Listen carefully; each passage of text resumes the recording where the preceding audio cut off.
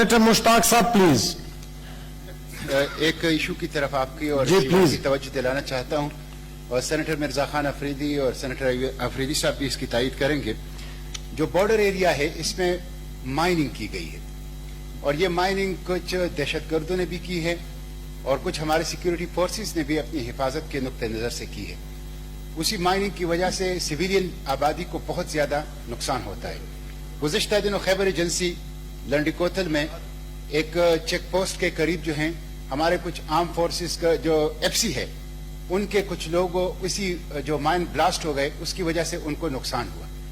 जब वो नुकसान हो गया तो वहां करीब एक गांव है उसके ऊपर वो आ गए और वहां से कोई 25-30 लोगों को उठा के ले गए, जिसमें से एक नौजवान को, मैं उसे नौजवान कहूंगा, 2 बच्चों का, छोटे छोटे बच्चों का बाप था, खातिर शिनवारी, वो बेचारे उनको कस्टडी में कत्ल कर दिया गया और तकरीबन 25-30 लोगों को मारा गया, बहुत शदीद जख्मी किया गया।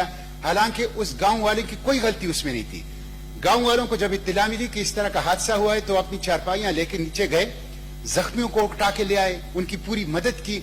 जाहिर है पूरा बॉर्डर एरिया है, उसमें जी वो बहुत मजदूर आदमी है, गरीब आदमी है। एफसी तस्लीम करती है कि ये हमसे गलती हुई है। उन्होंने 4-5 लाख रुपए उनके लिए मुआवजा भी रखा है।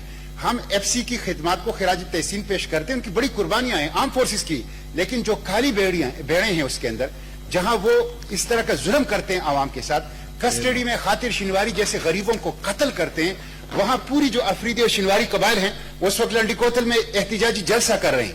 मैं आपसे ये दरखास्त करता हूं कि इसका आप नोटिस लें। एक इंसानी जान कस्टडी में कत्ल हुआ है, आईन और दस्तूर ने उसको प्रोटेक्शन दी है। छोटे वो ट्रक के साथ कंडक्टर था, यानी कराची जो ट्रक जाती है लंडी कोतल से, उसके कंडक्टर ही करता था, बेचारा मजदूरी करता था।